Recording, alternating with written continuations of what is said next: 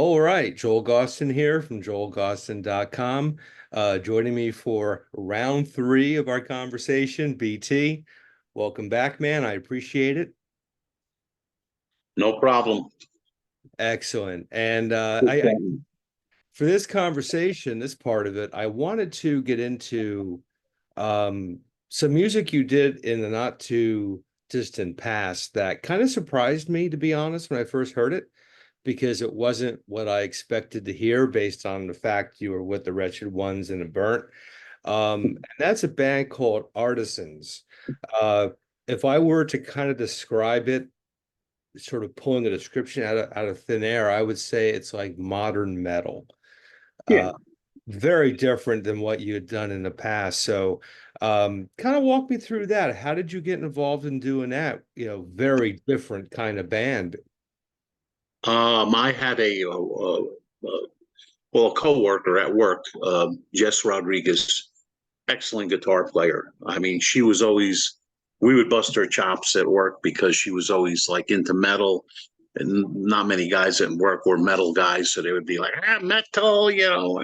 So anyway, she around the COVID time, she wound up practically homeless and everything. So I told her you could stay in a room at my place. I got plenty of room at my house. She was going to live in a park in December. And I was like, that's not going to happen. So I opened my door to her, let her in. We were tenants. And she was telling me she had a band, Metal Dead was her band with her boyfriend. And she broke up with him. It was a bad breakup. And then she joined Artisans. And Artisans was her and on bass and another girl playing guitar and guy playing drums and uh, a Spanish metal band, which I never even knew existed.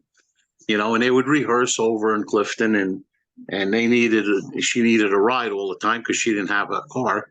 So I drove her to rehearsals, and I hung out with them and, listened to their music. And I'm like, wow, this is way, way over my head what they're playing. Very technical metal and whatnot. And then, the drummer and the other guitar girl they were boyfriend, girlfriend. They broke up. So she was out of the band. So Jess moved into a guitar spot along with one other guy that was playing guitar. They had no bass player. So I started saying, but they had a lot of tracks. A lot of the tracks were on computer. So they would rehearse with a computer with a lot of the missing tracks on it. If somebody was missing, they got their track on a computer. So then they would, I says, well, why spend money on a studio? I have a studio. Why don't you come over and rehearse by me? They'd come over and rehearse by me. Then I had some keyboards in the studio. I started playing keyboards along with them, and they were like, wow, you're a good keyboard player. And I never played keyboards in my life. And I'm like, well, I says, honestly, for about a month of doing that, their rehearsals, I finally said, listen, I'm not carrying these keyboards around. You still don't have a bass player. How about I play bass for you and you put the keyboards back on the computer? Because most of the keyboards parts were just like airy fill-in stuff, and it wasn't really parts. It was anything could be put on those tracks. It was Pink Floydy kind of stuff over metal, and so I switched over to bass, and they were like, wow, you're a good bass player. And I'm like, well, really, I play bass with the cover band. So, yeah, it's more the keyboards would be just new to me, and it's not my thing. So I started playing bass for them. And then they, invited me to join the band. So I was in the band. So for 2 years, we were playing out, doing gigs, live gigs and stuff, doing probably more video clips, like trying to amass a big, big video file of clips that could be used like in future videos. And this song and that song, we would go to parks and go out in the woods and or find some kind of, abandoned buildings and just film as much stuff as we can and amass a big library of video clips. And we were doing that more than we were rehearsing, more than we were playing out live. And what we're going to do with all of this, I don't know. But Jess had the software in her computer. to do all the editing and everything. And she had also, the band had bought her like to use, band owned it, but like, you know, $2,000 cameras to film with, and lighting equipment and everything, and all kind of video stuff. I've never seen such complicated video stuff. And we were making videos, mostly clips and stuff, again, to be put together and made it to put tracks to it later, you know, put audio tracks to it later. One complete one was The Cycle, which we filmed at my church, which was empty at the time because of the COVID thing. So we filmed it in my church. Nobody was using it. And, you know, I played the priest in the video. So I was like kind of the main character. And they liked my acting skills a lot, because even in a lot of other videos in the forest and stuff, I came up with some cool ideas, you know, for the shoots, you know, jumping out from behind trees and things like that. But they were impressed with that. I don't know why, but they kind of like some of the ideas that I had for video. I says, you know, I watch enough rock videos to know what people, stupid stuff people want to watch. So I says, we can make videos all day long. So they like some of the video stuff that I came up with. And, you know, we went up to Mount Beacon, carried all our equipment up to the top of Mount Beacon on like a 95-degree day. That was brutal. That seasoned us on the top of the mountain. We looked like we were ready for a video because we were beat. And, you know, that helped the video, but it didn't help us any. And that was a one-day trip of doing all of that. We filmed a video up there. I don't know if they have it. They have it. Sometimes you can find it. Sometimes you can't find it. I don't know. They got real. I know The Cycle you could always find online. They left that one up. But anything else, I'm not sure what they're doing with the video clips and stuff. I mean, we still have it all, but. And now the band is in we basically, I don't know, nothing happened for a while. Basically, me and Jess faded out of the scene. Right now, the band is in a third generation of music, and they're, I don't know, from what I understand, a lot mellower version of what we were. So I don't know what they currently sound like. I know they did a show recently at Dingbats. Mm-hmm. I just couldn't make the show, but I wanted to go, and so they're still up and running. But you know, they constantly have different ideas. Two main guys in a band, one lead guitar player and singer. They always have ideas to reformulate the band and stuff. So, but we had a good 2-year run. It was fun. How active were you guys live at that point in time? Oh, pretty active. I mean, we were doing shows out in New York City and Brooklyn, and we had a couple of Dingbats, and here in Jersey. Not too many other places to play here in Jersey, but we did a few, like I said, out in Brooklyn, and I didn't even know that some of these bars and places existed.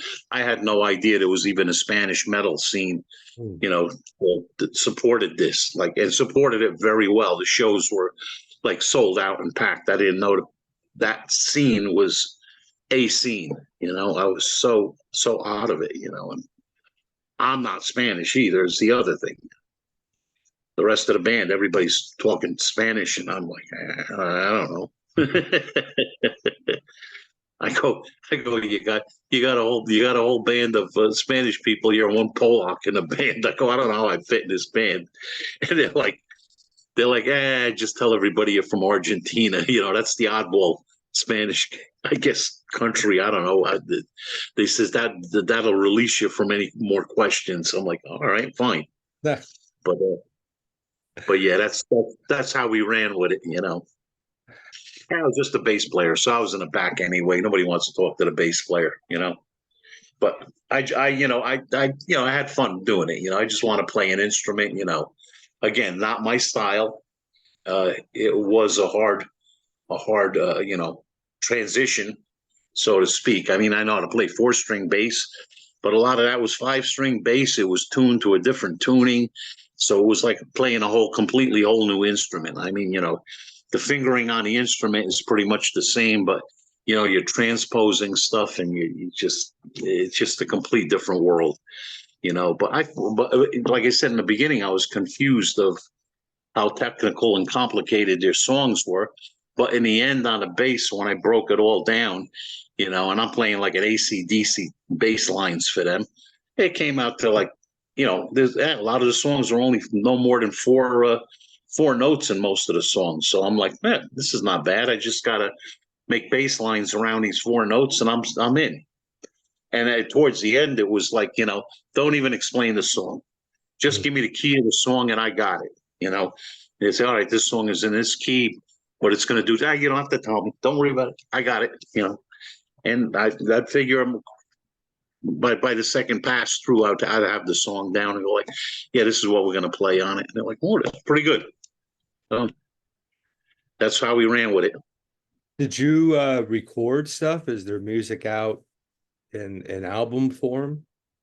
Well, they were recording, I know, in Elizabeth, but we never really, and we also were going to the studio in Hoboken.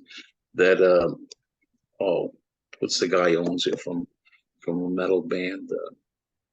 There's a Spanish metal band that's on the they're friends of M.O.D and everything.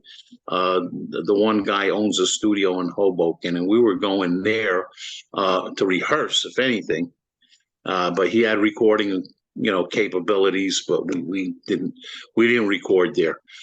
They were recording one by one in a little studio in a house in Elizabeth, and just laying tracks down.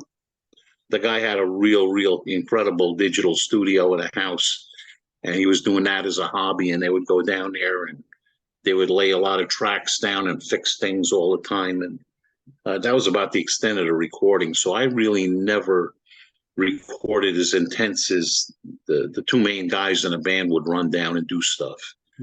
Because they would pull stuff off the computer and record that and use recording tracks. It was a whole different world, like of their methods of recording were not my methods. Say that, you know, there's a whole different way of doing things. So, you know, that's that. Yeah, not too much. Like I said, we did more video stuff from what I remember. And again, just recording clips and storing them and archiving stuff and saying that we're going to use this stuff later. And, you know, we'll come up with a song, or this song would work with this when we get ready to actually do a video for the song. I mean, at the time you had COVID going on too, in the beginning. So there was no place to play. So the idea was, all right, we'll exist as a video band for a long time. And then all of a sudden shows started popping up, and, you know, we were getting on bills. So it started transitioning a little bit towards being a live band. So. Yeah. So currently speaking, I know you still gig with the Pickles. Is that your primary thing right now, or your sole focus musically, or do you have other things happening? Or no, I got nothing right now. Nothing else is happening right now. I'm in poor health, so I don't have time much for anything else. And getting old, and I'm slowing way down. So yeah, I don't have time for a lot of stuff. I'm selling off a lot of gear. Going to be moving a lot of stuff, and I just. Yeah, the Pickles is enough. Just going out as a cover band, do the gig, get the money, go home. Right. That's it. You know, it's good money. It you know, fulfills my urge to play out. I don't have to worry about coming up with songs. I mean, we have like 600 songs to pull from. We pull them off a tablet, so we don't have to rehearse. I just look at the tablet, and it's like, oh, this song is in so and so key. If I need a few more notes, they're all there. The words are all there and everything. So we get by with tablets. And I mean, we sometimes don't play for 6 months, and we come back to the gig and we're just like, we never left. It's, you know, the tablets really help us a lot. But if you got to play that many songs and people are yelling requests at you, that's the way you got to do it. You know, that whole cover scene, playing bars with I call the mindless, you know, the mindless people who want to hear the same Leonard Skinner song or whatever song the same time. You know, I'll put $1 in a jukebox to hear this song again, but I just heard it on the radio. Right. But why would you spend $1 on it again in the jukebox and you just heard it? but they want to hear the same old songs over and over and over again. So it's like, all right, well, there's a market for this, I guess. That's what I'm doing, you know. I mean, I there's not much of a scene anywhere for original music going on. There's no buzz anyplace anymore. You know, in the old days, you had a buzz, a scene, and everything. You don't have it no more. yeah, It isn't what it used to be. no, no. I know there are a couple of places in Jersey. Obviously, there's Yeah, Big Bats, and that's right. these place, is Yeah, starting to do some cool stuff. But you're right. I mean, back, in the mid 90s, every weekend in Jersey, there's like a dozen shows from yeah. shore up to the north. Like, take your pick, you know. Mhm. It was very much a different time for sure. But I want to kind of bring you back to some of the other stuff we've talked about in the other two interviews.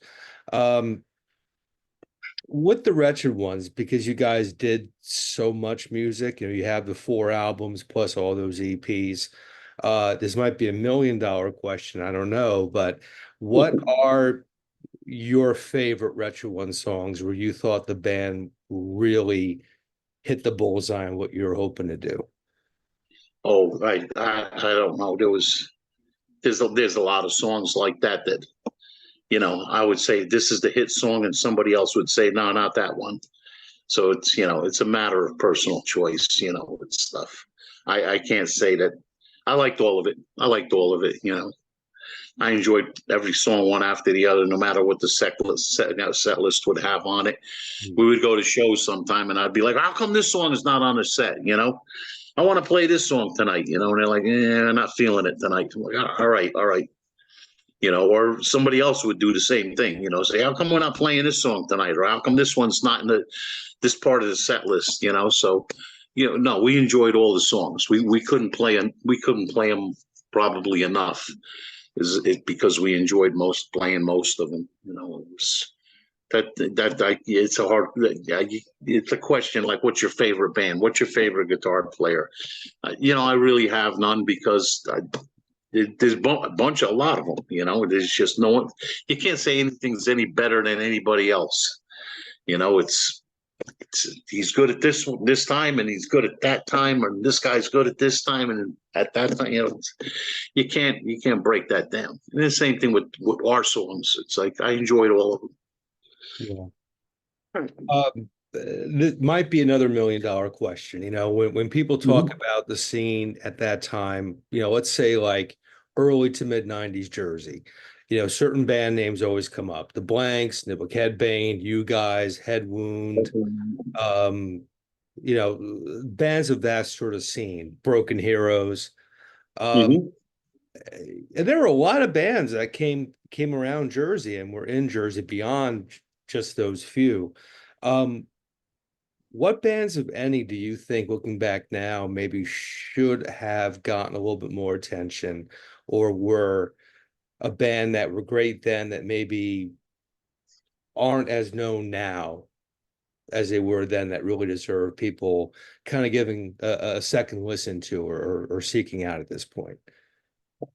Oh, that's a hard one too. I mean, I always thought that a band that was a little different and off the mark than most other bands was Mental Decay. Mm. They didn't seem they were like, they're not metal, they weren't punk, they weren't this, they were that, but they were yet everything. You know, so yeah, I thought that was an interesting fact. I'm not saying that they should have gone farther or they got shortchanged or anything like that. I wouldn't. Nobody really. Everybody should have. Everybody that was around. It was open game. Everybody that was around could have grabbed the ball and ran with it. But everybody has their limitations or in life and whatever they're doing. There's one member in a band that can't do everything. Like with us too. It's like, Bob didn't want to tour, and that's why we got Rich in the band. So you have little things like that change the dynamic of the band and how they're going to progress and things. And so you can't really say, this band should have done better. I mean, based on everybody's music was great. So it's like anybody could have been a top contender, or been the best or better than anybody else. It was luck. A lot of it was luck, you know. So that's, I don't know. It's can't really say. Can't really say on that one. You know, it's like I enjoyed everybody. I enjoyed every minute of the whole time of the whole scene. You know, I liked it because it was a scene and the camaraderie of everybody. You know, that we were all together and would do anything for each other, and you know, and that was a big thing with us was. Again, it wasn't about backstabbing anybody. It was like, you know, we could help you or you could help us. It's like, let's do that and not focus on, you know, turning our backs on one another or something. And because we had a good group of people at the time, that worked out and that built a really big scene. So that's why we had what we had, because we had a lot of like-minded people at the time that were just interested in what everybody else was doing along with what they were doing. And it was like, let's always try and make something better. You know, if and I was told early on by somebody in the pop scene one time, it's not so much about playing. It's about, forget about playing, forget about the songs. Can you go up on stage and entertain? Mm-hmm. That's a big one. You wear the right clothes. Are you entertaining properly? Mm-hmm. You know, the most important thing is that if the crowd is out there, your job is to entertain them in whatever way you can entertain them. If it's some kind of antics on stage, if it's your music, if it's whatever it is, be entertaining to your crowd. And that's the key to success, is to be an entertainer, not a musician, not a songwriter, not the greatest guitar player ever. Just entertain, concentrate on that. And I believe in that. I believe in that a lot. Yeah, yeah.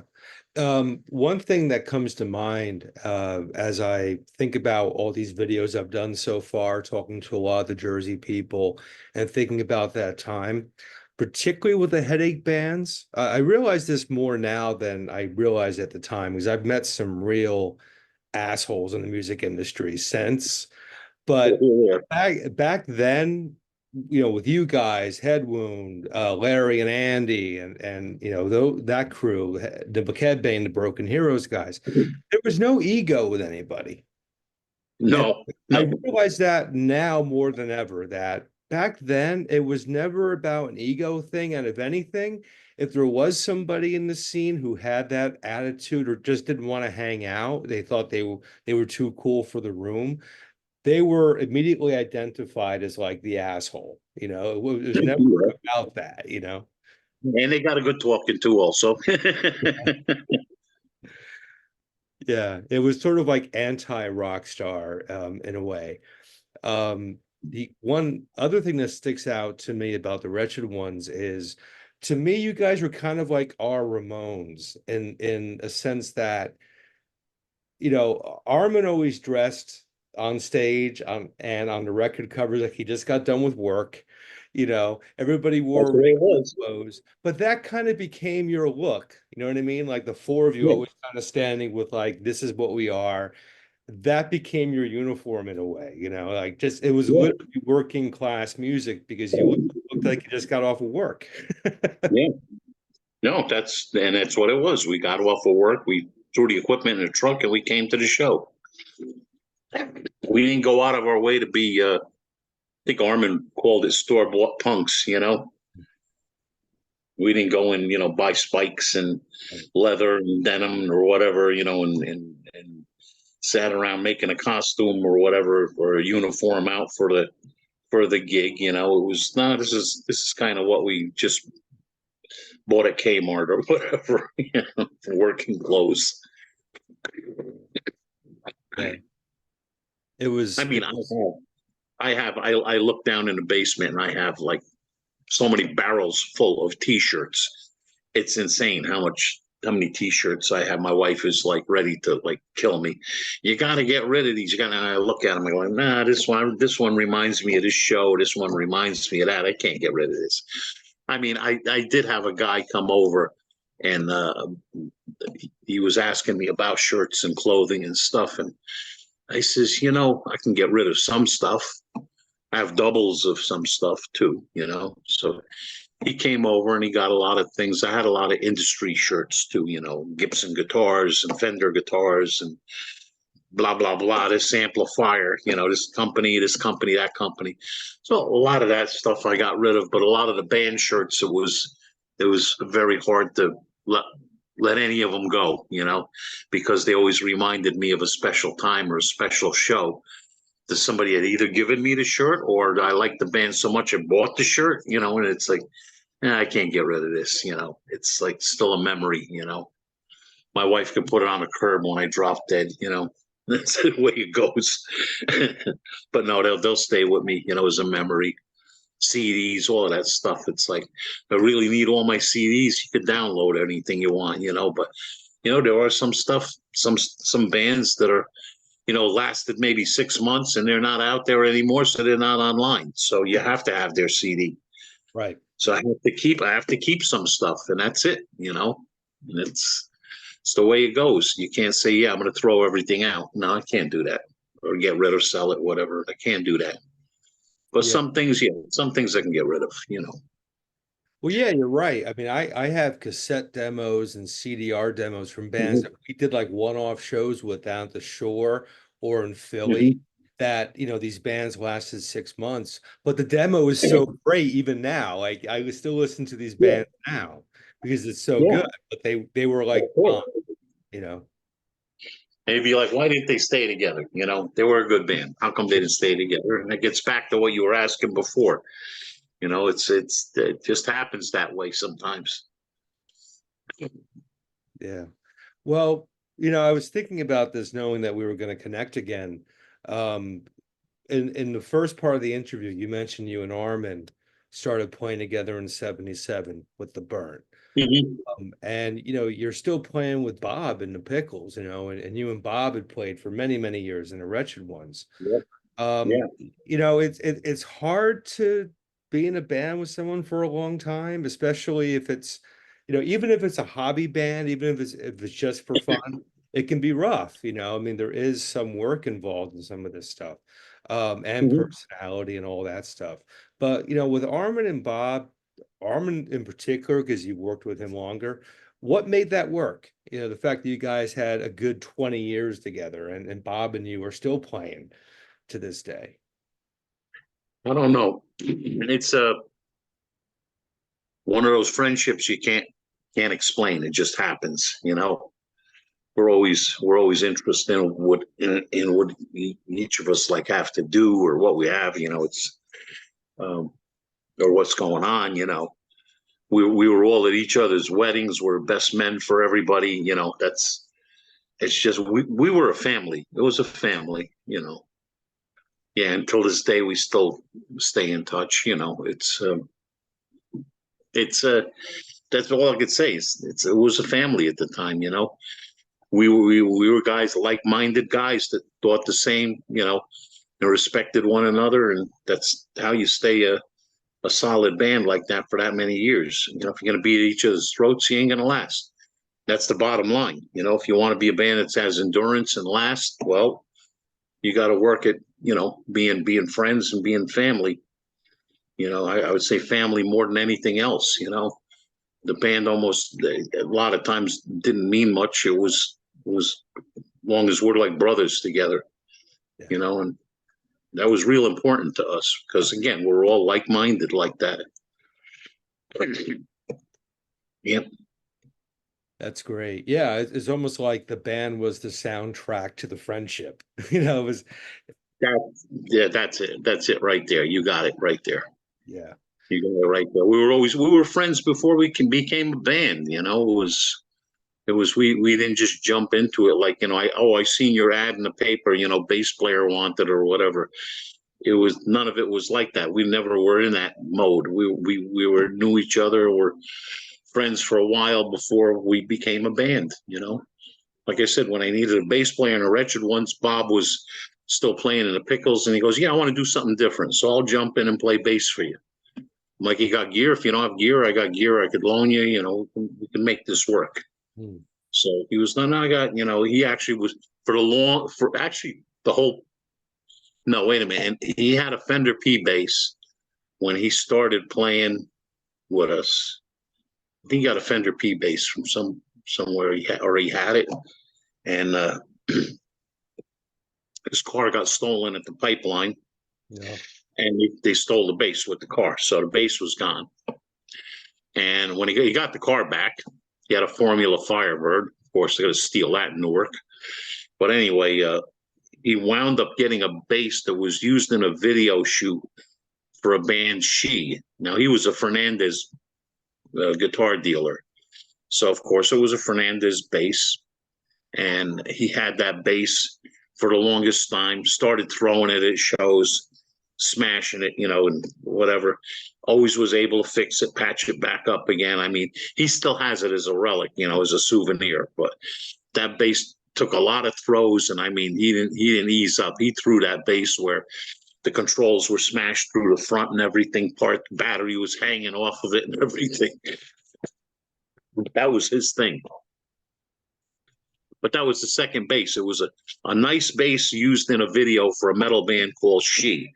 And when they got it back from the video shoot, the back was all scratched up. So they're like, we got to scrap this. So he wound up getting the bass. So that's the story behind that bass. And he used that right till the end. And like I said, he still has it. But and then Ted Flatus is like, well, I'm going to throw my bass. And he bought Fender P bass. I think the first show he threw it, he smashed it into a million pieces where there was nothing left of. You couldn't repair it. It was so far done. And he's like, Bob, how do you do that and you don't wreck your bass? I don't know. It's just, it doesn't break that bad. You got to know how to throw it.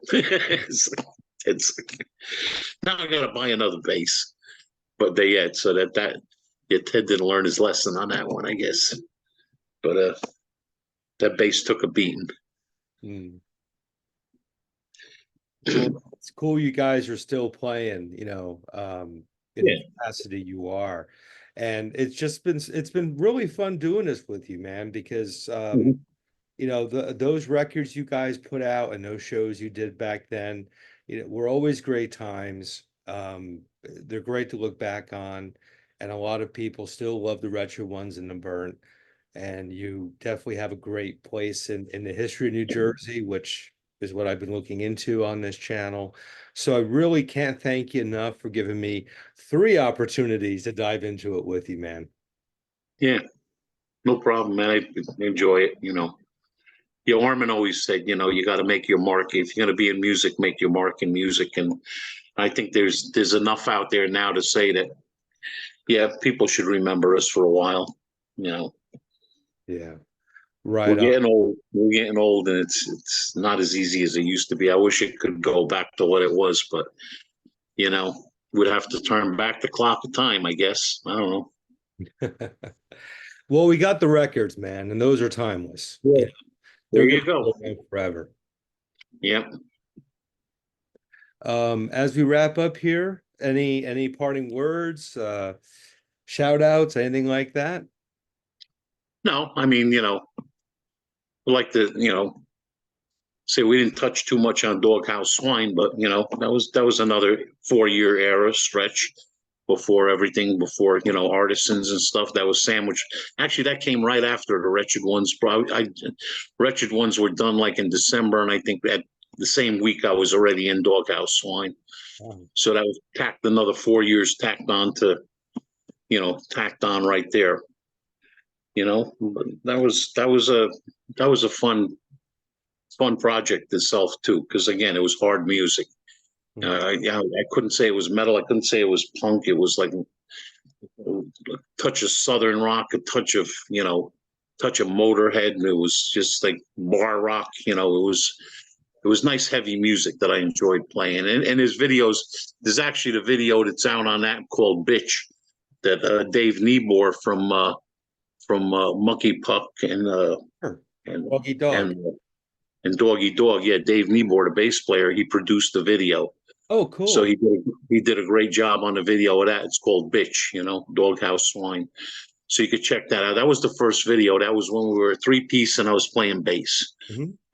2 years after joining, I switched to guitar and I got Rich in on bass. So Rich is the bass player in DogHouse Swine. So, I got him a job. Well, I'll link that in the video description Oh, so people yeah. can check that out. You can watch that video. It's a very good video. Dave did a good job on it. Yeah, his name's come up lately elsewhere. I just did an interview for the channel last week with Dan Lorenzo from Hades. Oh yeah, he's dead. That's a whole another neighborhood clique up there from, I guess, the New Milford area or something. All of those the New Milford musicians, just like you got the Clifton musicians, and you got these groups of people. Me and Yeah. Steve Miller play the Clifton crew. Well, Steve Miller's part of it. We call it Clifton Soup. Yeah. It's all the guys that, let's start a band, all the same people all the time. Let's start a band.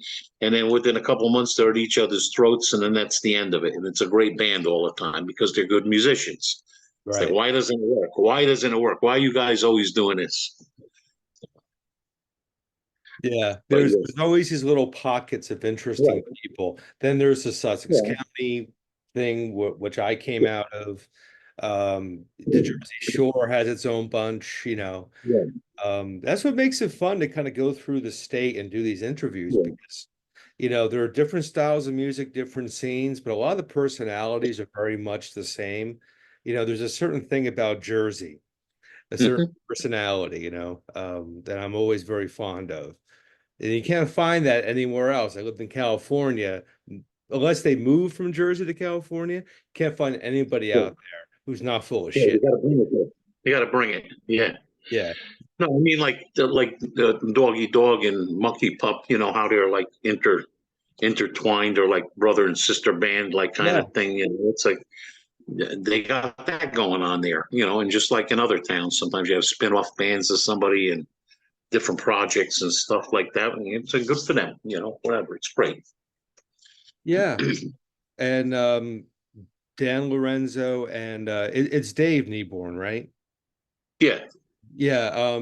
They play together in this thing called Patriarchs in Black with Johnny from Typo Negative on drums.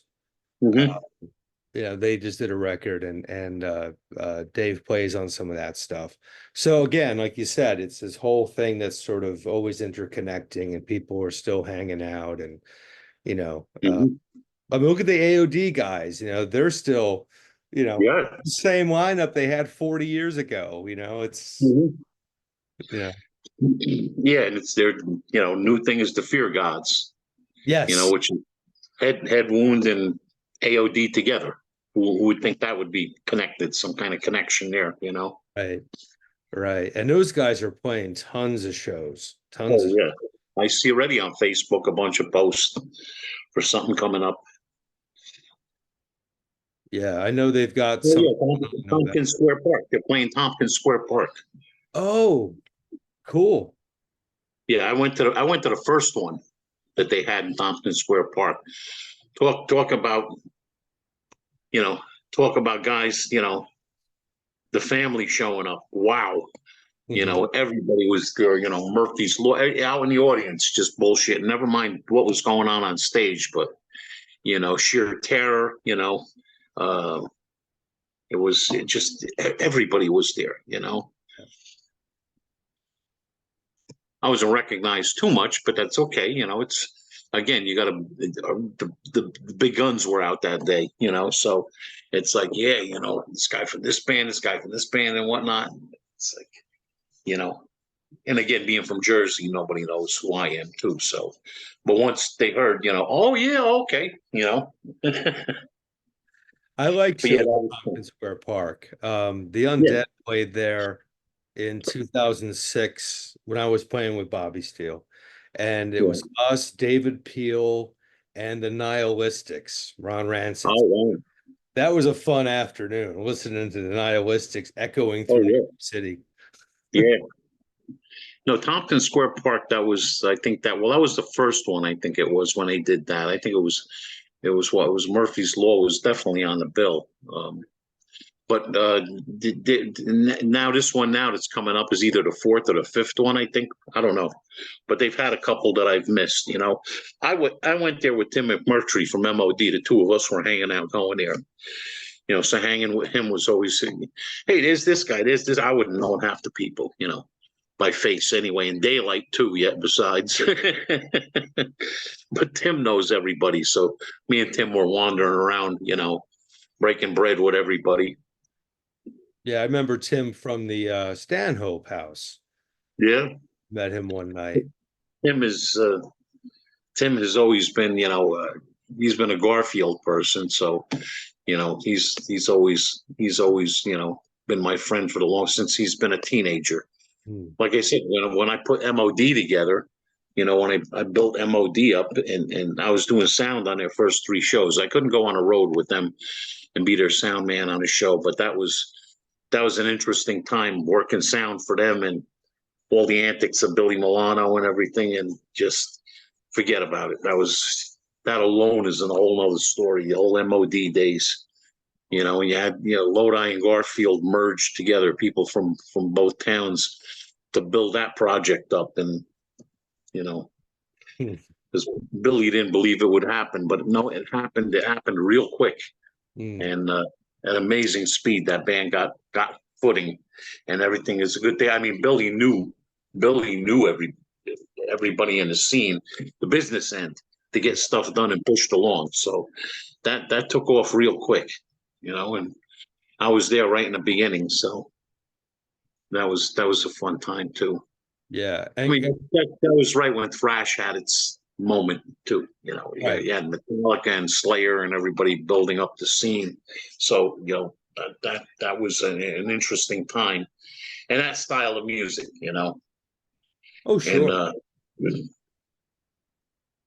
And if M.O.D. rehearsed, I know one thing, they brought all their gear down. They brought like 8 stacks of amps down just to rehearse. You can't rehearse with a little amp. No, everything at full volume. I never heard stuff so played so loud in my life. Your ears would be bleeding if you go to their rehearsal. They had one roadie, Nick, they made him carry everything, you know. They had 412 cabinets and road cases. They had, bring it all in, you know. And it was insane what they were using just for rehearsal. You know, but man, that's the way Billy wanted it. Well, Billy says Billy goes, you know. I He interviewed played the big shot scene big time too. You know, he'd bring the band. He played the big shot scene, you know, real good. You know, go into bars, just blow past every. You know, he always had muscle with him too, so he was blew past the front door guys and whatnot. You know, I'm Billy Milano. I get in. I don't pay for getting in the club. Just blow past everybody. He'd take the band to Pizza Hut. You know, one time we were in the Lodi Pizza Hut, which ain't there anymore, but we're in the Lodi Pizza Hut, and he's like, you know, I'm not going up to the counter and paying. He gives the waitress the credit card, you know, here, pay. You know, buying the band pizza and drinks and whatnot, and roadies and whoever, the whole crew. You know, we're out as the crew. He treated everybody to dinner, and then we're leaving the place, and the manager's yelling, "You didn't pay." He goes, "No, I paid the waitress." "No, you didn't pay." He got pissed off. He had the leftover pizza in a box, so like another pizza or something. He goes out the front door, opens the box up, and just sticks it to the front window of the place. And of course, the scene that he made, the whole restaurant was like went silent. You know, he would do things like that. I think he had another time too. I think we were at Sam Ash and we went to a pizza place for lunch. Me and this guy Glenn Seidelman, who was a guitar salesman, and a girl from the sheet music department. And he borrows his sister's Firebird with T-tops. He's got the T-tops off. We're going through Paramus on Forest Ave, and he's bullshitting, doing like 20 miles an hour and straddling the two lanes, so nobody can go past him. Nobody can pass him. So some lady behind him is blowing a horn, and he just slams on the brakes and spins the car sideways and pops up out of the T-tops and goes, "Hey, lady, change your tampon."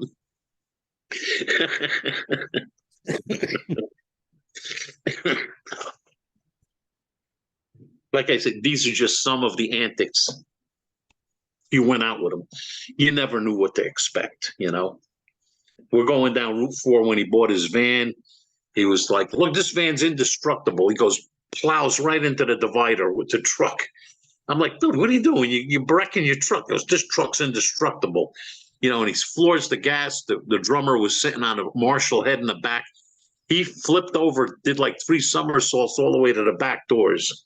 Jeez. You know, I'm like, you're going to kill your drummer, not only the wrecked truck, you know, take it easy. But that was Billy. Yeah. So every outing with him was an adventure. You know, we went to wrestling. If his cousin Anthony came down, who was in a band from Albany, another hardcore band, was the singer Anthony, but it was his cousin, and we were playing with we were opening for Megadeth at the Ritz, and I was a town man, and we're loading in at like 4 o'clock, and Anthony and Billy are doing wrestling moves on the floor, on the dance floor at the Ritz, flipping each other, slamming each other on the boards because it sounded like a real wrestling match. And again, they were going full tilt, like going nuts, playing, you know, wrestling games. And that was a scene too. The guys from Megadeth were looking like, these guys are nuts. We got to finish loading in here. But yeah, always something. It was always something, and never failed. Kept your interest. Like, what's going to happen next? It was like that. I interviewed him years ago, and that's how I felt, even in the interview.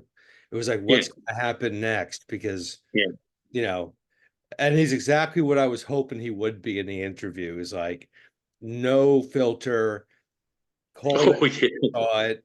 You know, he was motherfucking a bunch of people. You know, it was fantastic. Oh, yeah. That's Billy.